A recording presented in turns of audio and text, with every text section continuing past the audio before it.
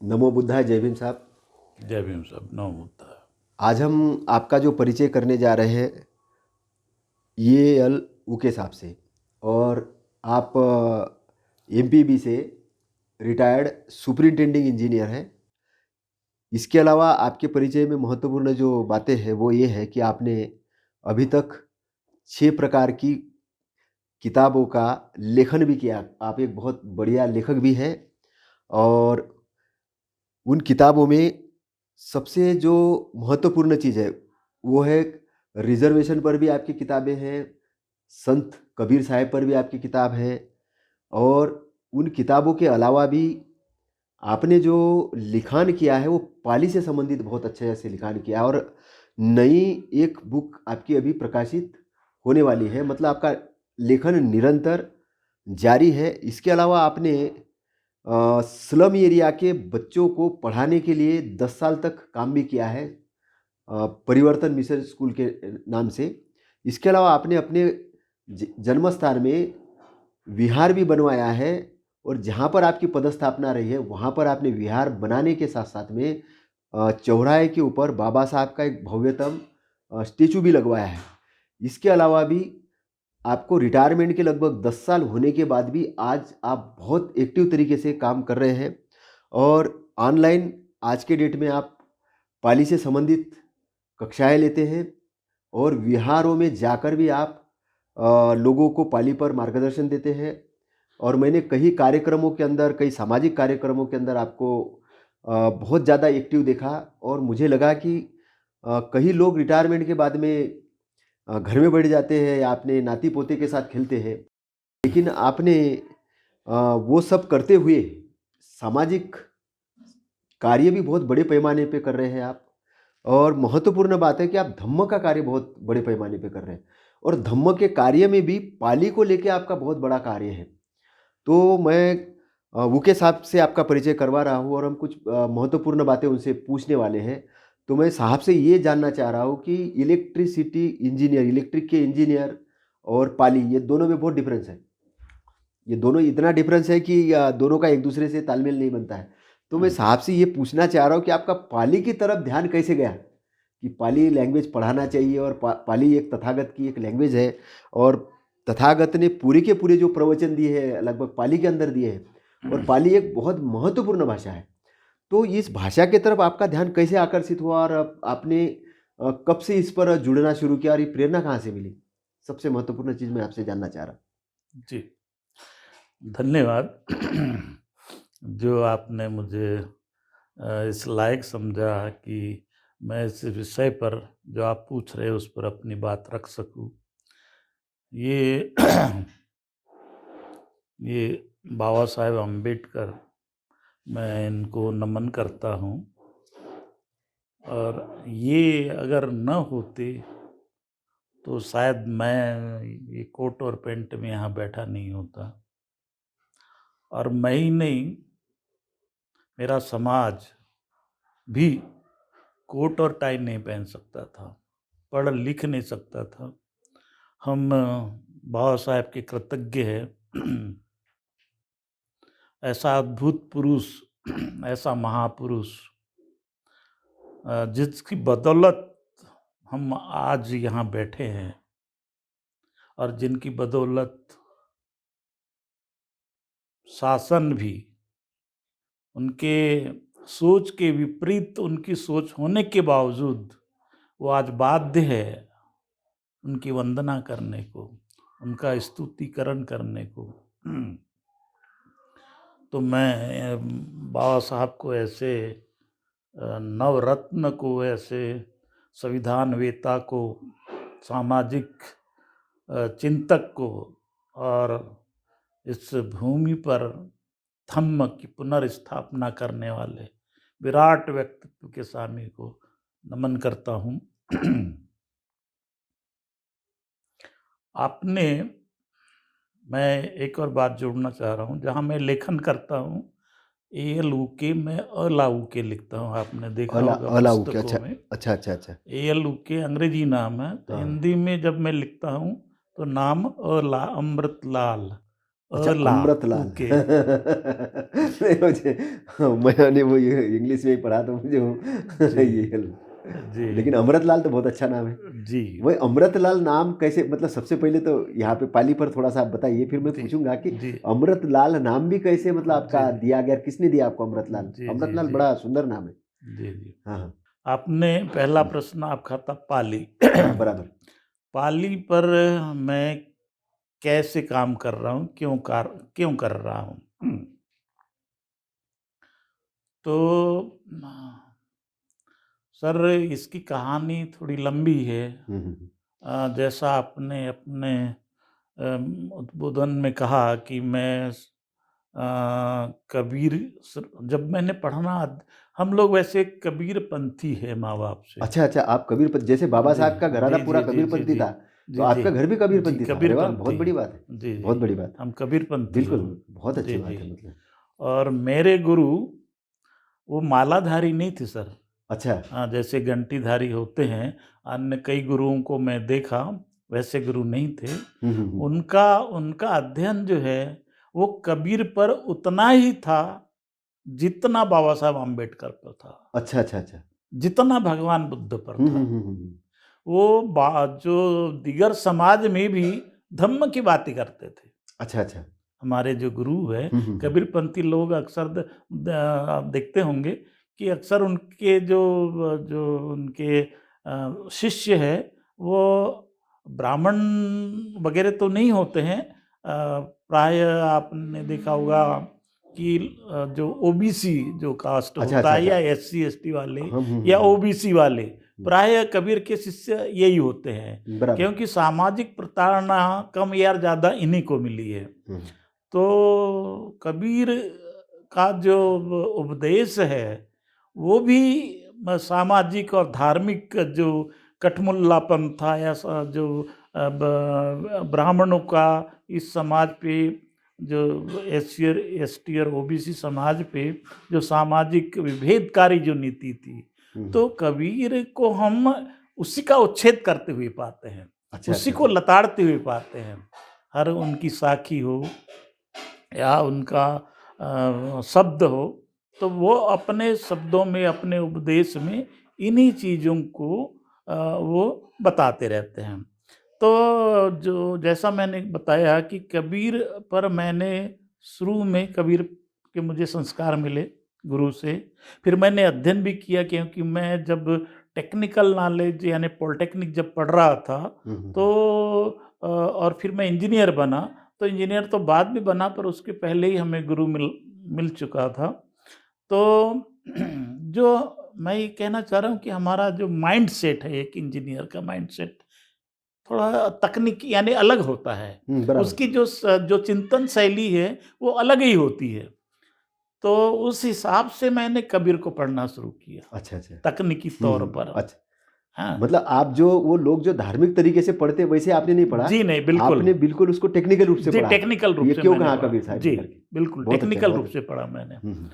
तो जैसा मैं बताया कि हमारे गुरु भी वो कबीर का जो परंपरावादी वो नहीं थे गुरु। वो बाबा साहेब को उतने ही वो पढ़ते थे और भगवान बुद्ध को जितने वो कबीर को पढ़ते थे।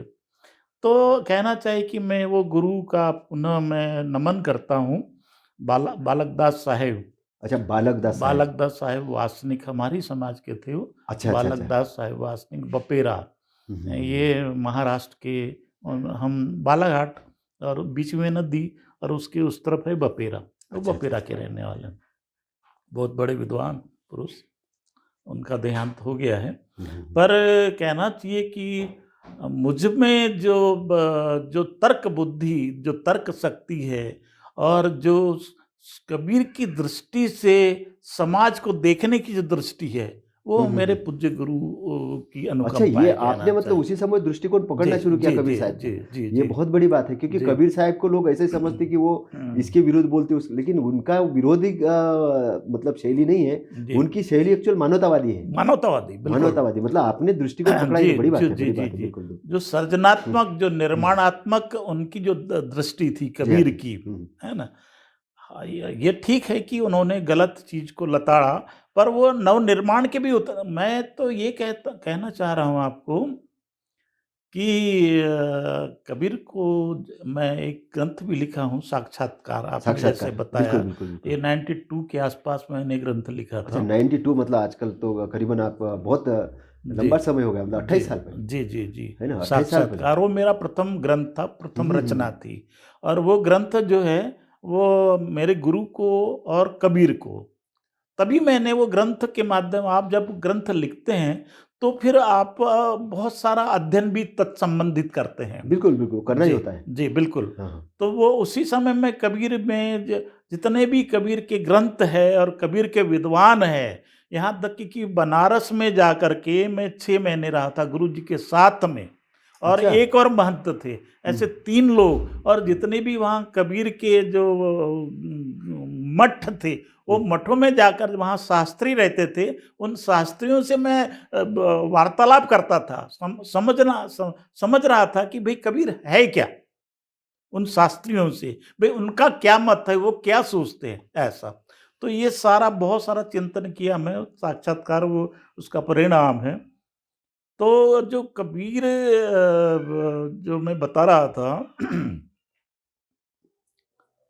जो मेरे में जो तर्क जो जो तर्कजोश बुद्धियाँ। जो भी चिंतन शैली है हुँ, हुँ। समाज के बारे में, तो वो उसके पीछे कबीर का मूल जो ज्ञान है। अच्छा, अच्छा। हाँ, तो मुझे याद, मैं जो बात भूल रहा था, मैं ये कहना चाह रहा था कि मैं ये कंक्लूड करना चाह रहा हूँ कि जैसे बुद्ध को अम्बेडकर मिले, बुद्ध को अम्बेडकर मिले, काश कि कबीर को कोई अम्बेडकर मिला होता। काश कि कोई कबीर को अम्बेडकर मिला होता। अम्बेडकर के जिस तरह बुद्ध का झंडा बाबा साहेब ने गाड़ा, न सिर्फ भारत में हुँ, हुँ। बल्कि विश्व में, कबीर सर जैसा मैंने पढ़ा, जैसा मैंने समझा, जैसा मुझे गुरु ने बताया, बुद्ध से कोई कुछ भी कम नहीं है, एक रत्ती कम नहीं है।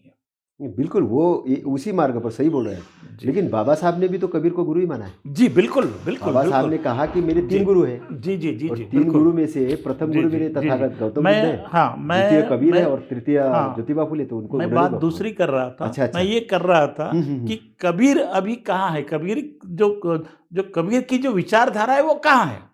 नहीं है। हुँ, वो परिवर्तन बहुत सारा है उस हाँ, विचारधारा में, कबीर मिलावट की बहुत है। विचारधारा को हुँ, हुँ। मैं यहाँ के जितने जय बिरसिंह ये अम, कबीर जो दामाखेड़ा है, दामाखेड़ा तो एकदम बकवास है। जो धर्मदास जो उनके शिष्य है, जो ग्रस्त आश्रम की जो गद्दी अच्छा। है ना? तो वो वहाँ मुझे बिल्कुल पूजा पाठ और ये अच्छा, वो वो कर्मकांड के अंदर चले बिल्कुल गए मतलब कर्मकांड, पूरा क कर्मकांड। कबीर पर साहब की विरोध में। खरसिया, अच्छा। खरसिया जो गुरु गद्दी है, हुँ, कबीर हुँ। की गद्दी, गुरु गद्दी उसको कहा जाता है, या बुरहानपुर है।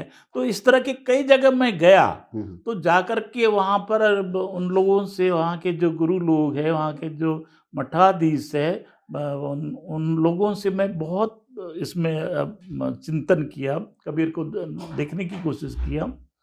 तो मैं आज ये कहने को उद्धत हूँ, बाध्य हूँ कि कबीर का जो, जैसे जैसे बुद्ध विहार है ना, जैसे भगवान बुद्ध का धम्म, भारत में ही नहीं, विदेशों में आप देखिए कितना प्रकाशित हो रहा है। पर बराबर। कबीर की विचारधारा कहाँ प्रकाशित हो रही सर?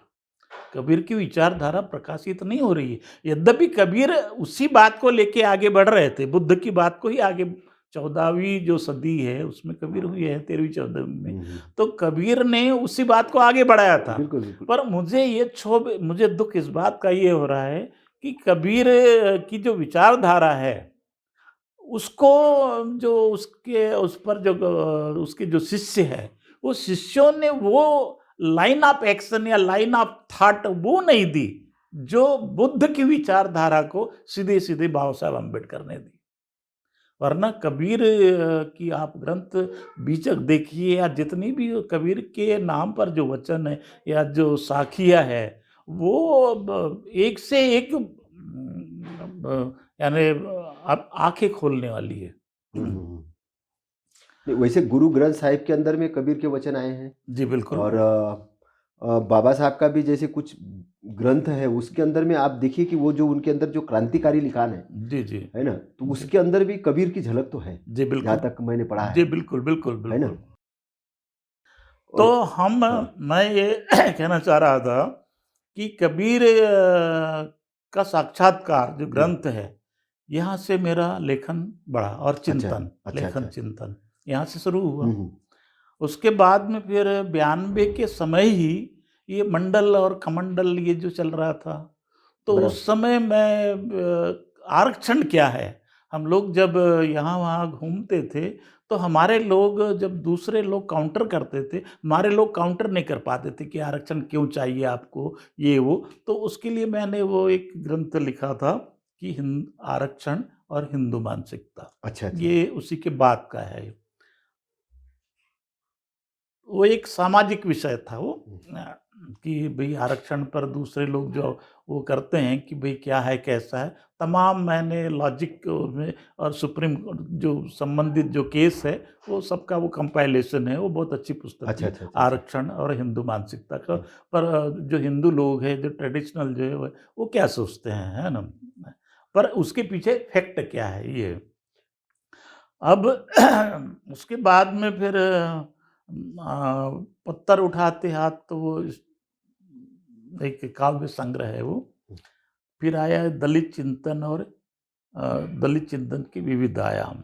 ये भी करीब-करीब वही है कि आप जो हमारा जो अम्बेडकरी जो चिंतन है, तो अम्बेडकरी चिंतन में किस तरह के लोग हैं, किस तरह के अलग-अलग आयाम है उसके, तो ये इस तरह का चिंतन है। मैं लिखते रहा हूँ समय-समय पर लेख। उस समय मैं नौकरी तो करता था, पर नौकरी में हर महीने में करीब-करीब 4-5 दिन में छुट्टी लेता था, हुँ, हुँ। अनिवार्य तौर पर। और जहाँ नौकरी करता था, उसके आस-पास एरिया में घूमता था, लोगों से संपर्क करता था। मैं ट्राइबल एरिया में मोस्टली रहा शहडोल में, अनूपपुर शहडोल में। फिर तो उस ट्राइबल एरिया में आप जानते हैं कि जो ट्राइब्स लोग हैं, यद्यपि वहाँ दूसरे लोग भी आ गए हैं, पर वो उनका करीब-करीब शोषण ही करते हैं। तो वहाँ पर हमारे यहाँ तो ये हालत थी कि हमारे घर में अभी यहाँ पर बाबा साहब के जैसे भगवान बुद्ध की मूर्ति लगी है। फ़ोटो ऐसी बड़ी सी फ़ोटो जो अंदर मेरे रूम में है, वो फ़ोटो लगी थी बाबा साहेब की। जहाँ मैं नौकरी करता था वहाँ कॉलोनी में। तो लोग आते थे, तो ये पूछते थे कि ये कौन आपके पिताजी है अच्छा क्या? देखो, बाबा साहब को तो कहते आई थे कि मीन पिताजी। कि लोग अननोन थे, अच्छा वो बाबा ट्राइबल साहब को एरिया में, शहडोल हुँ, एरिया में। ये 77 की बात कर रहा हूँ मैं, 1970 76-77 की। तो हम लोग जगह-जगह, इसलिए मैं कहा आपको कहा कि हम जितने भी सर्विस करने वाले थे, एक ग्रुप बना कर के आपस में ये करना और बाबा साहेब के विचारों का प्रचार-प्रसार करना, ये इस तरह के मैं कार्यों इधर में आप पाली की तरफ कैसे आकृष्ट हुए? वही मैं हाँ, बिल्कुल आ ही अच्छा, रहा अच्छा, हूँ, अच्छा, अच्छा। बिल्कुल आ ही रहा हूँ। हुँ, हुँ, हुँ। तो फिर ये उसके बाद में पाली की ओर मैं रिटायरमेंट के बाद आया, अच्छा, अच्छा। है ना? काफ़ी समय बाद आया हुँ, पाली की हुँ। ओर, जब यहाँ मैं भोपाल में बस गया तब। हुँ, हुँ, हुँ। तो यहाँ पर आने के बाद में जैसा मैंने बताया कबीर पर मैं चिंतन कर चुका था। उसके बाद में सामाजिक विषयों पर भी चिंतन कर चुका था। उसके बाद में आता है धम्म। धम्म, बिल्कुल। तो धम्म की ओर मैं जब यहाँ भोपाल में आया तो धम्म की ओर मुड़ा। अच्छा। तो मुझे ऐसा लगा कि हमें धम्म, बाबा साहेब ने बुद्ध एंड धम्मा तो लिखा दिया, पर उस पर हमें ऐसा लगा और आज मैं सोचता हूँ कि और काम करने की ज़रूरत है। बिल्कुल, बिल्कुल, बिल्कुल, बिल्कुल। जी, बिल्कुल उन्हें बाबा साहब ने कहा भी है कि जी, जी, जी, मेरे जी। अधूरे कार्य कर सको तो आप जी, पूरे जी, करो। जी, जी। बिल्कुल, बिल्कुल। तो ये हाँ। मुझे जब शिद्दत से महसूस हुआ हुँ, हुँ, कि हुँ। इस पे और काम करने की ज़रूरत है, रिटायरमेंट के बाद में जब यहाँ भोपाल बसा। और एक अच्छी बात हुई सर कि भोपाल में, वैसे सर मैं जहाँ भी रहा, मेरे इवन सहकर्मी बहुत ही मुझे कोऑपरेट करते रहे, अच्छा, अच्छा। क्योंकि अगर वो ना होते हुँ, तो मैं ना वहाँ बुद्ध विहार बना पाता जहाँ आप हुँ। नौकरी कर रहे वहाँ। वहाँ बीच शहर में बाबा साहेब की मूर्ति स्थापना, है ना, यहाँ अभी हम किए हैं, कितना पापड़ बेलना पड़ा, तो सब जानते हैं और आप समझते हैं। पर ये तब होता है सर जब लोगों का साथ भी मिलता है, आपके अपने लोगों का साथ मिलता है, कुछ जो इक्वेशन, जो पॉलिटिकल इक्वेशन है, उनको भी आपको ध्यान में रखना पड़ता है, और तभी ये सारे काम होते हैं। नहीं तो यहाँ तक कि हमारे जो चीफ इंजीनियर है, जब मैं बुद्ध विहार बना रहा था तो चीफ इंजीनियर आए थे, नौकरी जब कर रहा था वहाँ पे, और वो उन्होंने कहा था कि आप ये क्या बना रहे हो? तो मैंने कहा सर बुद्ध विहार बना रहे हैं। तो वो बोले कि नहीं आप नहीं बना सकते। तो मैंने कहा सर उन्हीं की बगल में जैन मंदिर था और वो जैन ही थे, अच्छा। Chief engineer. हाँ। सर मैंने कहा जैन मंदिर अगर बन सकता है तो बुद्ध विहार क्यों नहीं बन सकता? नहीं बोले हम बोल रहे इसलिए नहीं बन सकता बोले, अच्छा, हम बोल रहे हैं। हम अनुमति नहीं देंगे बोले। अच्छा। तो आपको मैं ये बताना चाह रहा हूँ कि स्थितियाँ बड़ी विकट होती है। हम्म, तो उसके बावजूद भी कि अगर आपकी सोच अच्छी है तो लोग जुड़ते हैं। बिल्कुल बिल्कुल, मतलब वो मान गए बाद में, कहने का जी, जी, मतलब। जी। हाँ हाँ अगर हाँ। सोच आपकी अच्छी सकारात्मक है बराबर बराबर। तो लोग आपसे जुड़ते हैं, हाँ। और विरोधी भी तत्कालिक समय में विरोध करते हैं, पर घर जाकर के फिर नमन भी करते हैं, आपको बिल्कुल याद बिल्कुल, भी मतलब उनको करते जब हैं। जानकारी हो जाती कि नहीं नहीं, जी, जैन जी। मार्ग और बुद्ध जी। मार्ग में कोई ज्यादा अंतर नहीं है और जी, दोनों जी, जी। लगभग एक जी, सतपथ की तरफ बिल्कुल, जा रहे बिल्कुल, बिल्कुल, हैं। बिल्कुल। बराबर। तो इस तरह तो यहाँ भी जब मैं भोपाल में आया, तो भोपाल में भी मुझे इतने अच्छे लोग मिले रिटायरमेंट के बाद भी। यद्यपि यहाँ मैं एकदम नया था, रिटायरमेंट के बाद में एकाएक यहाँ पर आया मैं, तो यहाँ भी इतने सारे लोग और हमारे साथ में काम करने वाले। तो यहाँ आने के बाद में फिर मुझे ऐसा लगा कि मुझे धम्म का काम, एक सूत्री वर्ग धम्म का काम करना चाहिए। अब धम्म तो बहुत बड़ा क्षेत्र है सर, बहुत बड़ा, बहुत बड़ा। धम्म भी बहुत बड़ा क्षेत्र है। फिर मुझे लगा कि नहीं, जो त्रिपिटक के जो पाली, त्रिपिटक के ग्रंथ मुझे पढ़ना है। अच्छा। क्योंकि बाबा साहेब ने जब बुद्धैन धम्मा लिखा, उसकी प्रस्तावना, तो उसमें आपने देखे होंगे कि प्रस्तावना में ही उन्होंने कुछ प्रश्न उठाए हैं बराबर। और त्रिपिटक ग्रंथों पर उठाए हैं। बराबर। तो मुझे लगा कि वो ग्रंथ में क्या है, क्या चीज है जो बाबा साहब को पच नहीं रही थी, क्या चीज है जो बाबा साहब को डाइजेस्ट नहीं हो रही थी। कुछ इस तरह की कुछ विसंगत बातों की ओर उन्होंने इशारा किया है। तो फिर मैंने तमाम जो धम्म के ग्रंथ है, त्रिपिटक, त्रिपिटक के जो मुख्य मुख्य ग्रंथ है, चाहे वो नागरी लिपि में हो, हिंदी में हो, आजकल तो नेट में भी तमाम सारी चीज़ें हैं, तो वो उनको मैंने मंगाया। फिर मैंने पढ़ना शुरू किया। फिर मुझे याद आया, स्मरण आया कि बाबा साहेब ने कहीं पर लिखा है, वो उनका किसके रत्तू या वो जिसका भी मैं पढ़ रहा था, तो उन्होंने ये लिखा है कि मैंने बाबा साहेब का ये कहना था कि अगर मेरा ये ग्रंथ पढ़ना है आपको, तो आप अंग्रेजी में पढ़ें। अच्छा, हाँ, एक ये ऐसा बाबा साहब ने उन्होंने, कहा। हाँ, ऐसा ऐसा बाबा साहब को मुझे याद नहीं आ रहा है, मैं उसका नाम बताऊँगा आपको। उन्होंने ऐसा कहा है, बाबा साहब के वचन है कि अगर ये ग्रंथ पढ़ना है, चूँकि मैं अंग्रेजी में लिखा हूँ, देखिए सर हर एक भाषा की अपनी शैली रहती है, एक खुशबू रहती है भाषा की, बिल्कुल बिल्कुल। हर एक भाषा की। और वो सर आप दूसरे भाषा में वो खुशबू आप उसका अनुवाद कर सकते हैं, पर वो खुशबू, वो टेस्ट आपको नहीं आएगा, जो उसके उसका अपना अपनी बिल्कुल बिल्कुल, भाषा वो का, भाव भाव जो रहते हैं, जी, मतलब जिस भाषा जो के अंदर जो टेस्ट भाव, होता है, बिल्कुल बिल्कुल। हर एक भाषा की अपनी ये गंध बहुत रहती है। गहरी बात मतलब आपने जो जी, पकड़ी थी, बिल्कुल। हर हर। जी, हम्म, तो जो कहावतें, जो कहने का जो ढंग है, जो टेक्ट है, प्रस्तुतिकरण है अपनी विचारों का, तो हर भाषा का अपना-अपना एक लहज़ा रहता है। तो फिर मुझे ऐसा लगा कि नहीं, मुझे पाली पढ़ना चाहिए, क्योंकि बाबा अच्छा। साहब ने पाली पढ़ा। वो पाली का एक, उनके जो पाली व्याकरण करके एक मोटी पुस्तक है, वो मेरे हाथ लगी। तो ये फिर मेरे दिमाग में एक क्लिक हुआ कि नहीं, मुझे जो त्रिपिटक ग्रंथ तो मिल गए, पर मुझे उनको पाली में पढ़ना है, क्योंकि क्या चीज़ है जिस पर बाबा साहब स्टिक हुआ उनके दिमाग में। ये दिग्ग निकाय पर उन्होंने सवाल उठाए, वो आप देखिएगा उस पे, कि उस पे प्रश्न किया है कि भई ये जो चीज़ें हैं, दुःख है, बहुत सारे सब्जेक्ट हैं। उन सब्जेक्ट पर जो जो परंपरावादी जो दृष्टिकोण है, चाहे वो थेरवादी हो, महायान जो भी हो, पर जो भी अवेलेबल हमारे पास उपलब्ध जो ग्रंथ है और उन पे जो कंक्लूड किया गया है, जो मान्यता है, जो परंपराएँ है, बाबा साहेब ने उन पर प्रश्न चिन्ह लगाया, है ना? तो मुझे ऐसा लगा कि नहीं, मुझे पाली पढ़ना चाहिए। हुँ, आपका प्रश्न यहाँ आ रहा है ना? कि पाली तरफ मेरा क्यों ध्यान हुआ? फिर मैंने पाली कैसे सीखे? तो प्रफुल्ल गढ़पाल साहब है एक अच्छा, जो संस्कृत के प्रोफ़ेसर जो जी, प्रोफ़ेसर। हुँ, हुँ, हुँ। तो वो उनसे मेरा संपर्क हुआ, अच्छा, अच्छा। क्योंकि जहाँ चाह होती वहाँ राह वहाँ होती। रहा होती बिल्कुल। जी, तो हाँ, हाँ। वो संस्कृत के यद्यपि वो प्रोफ़ेसर हैं, उनको भी मेरा नमन है। वो मेरे गुरु हैं पाली के। अच्छा, अच्छा। तो उनसे मेरा जब वार्तालाप हुआ तो उन्होंने मुझे जो 10-15 दिन के उनके वो कैंप होते, पाठशालाएँ होती है जगह-जगह, स्थान-स्थान में, तो एक पाठशाला में मुझे ले गए उन्होंने। अच्छा, अच्छा। मैं वहाँ एक पाठ अटेंड किया, वर्कशॉप होती है उनकी।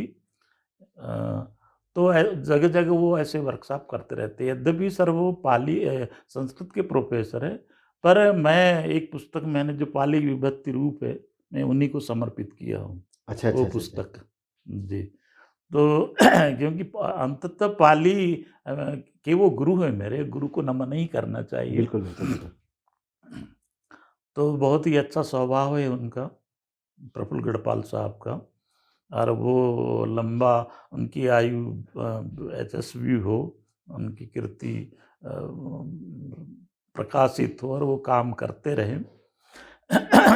तो पाली मैंने यानी कैसे बोलते हैं, हुँ, हुँ, हुँ। है ना? कैसे बात करते हैं। मतलब कैसे थोड़ा-सा बोल के बताइए कुछ? जी, बिल्कुल। जैसे अमृत लाल उके मम नाम, अमृत लाल उके मम नाम। अच्छा, जैसे आपका मेरा नाम अमृतलाल। अमृतलाल उके, बहुत सिंपल है सर। हुँ। आप छठवीं मेरे ख्याल से छठवीं, 7वीं, 8वीं में आपने संस्कृत पढ़ा क्या? नहीं, हम नहीं लोग पढ़ा। तो दूसरे अच्छा, मराठी लैंग्वेज अच्छा, था। अच्छा, अच्छा। पाली बहुत ही अच्छा, हाँ। एक और चीज़ मैं बता रहा हूँ सर, कि पाली को जैसे संस्कृत का मैंने नाम लिया, तो प्रायः ऐसा लोग सोचते हैं, बोलते हैं, जगदीश कश्यप हो या पाली के जो भी व्याकरणाचार्य हो, चाहे भदंतानंद कौशल्यायन हो, राहुल संस्कृत्यायन हो, इत्यादि लोग संस्कृत को पहले रखते हैं। हुँ, हुँ, बराबर। वो तो देवभाषा बत ब बोलेंगे कि पर हाँ। ये सल बिल्कुल गलत है। अच्छा, जी। अब ये हस्तियाँ तो बहुत बड़ी-बड़ी हस्तियाँ हैं बहुत बढ़िया हस्ती और है। हमारी औकात नहीं है कि हम उन पर हुँ, कुछ हुँ। टीका-टिप्पणी करें। पर सर, हम कहने को बाध्य है, क्योंकि हमारे पास ये प्रमाण है। देखिए पाली पाली बिल्कुल सिंपल है ना? बहुत ही सरल भाषा में बता रहा हूँ। संस्कृत को पाणिनि से जोड़ा जाता है और पाणिनि हुआ अशोक के पहले या बाद में? अच्छा, अच्छा। बाद में। हुँ, ये पाणिनि कब हुआ? अशोक के बाद में हुआ ना? हुँ। और अशोक के शिलालेख में पाली भाषा है। बिल्कुल है। अब ये संस्कृत को वो उसके पहले कैसे हो रही है? सीधी-सीधी यहीं पर है।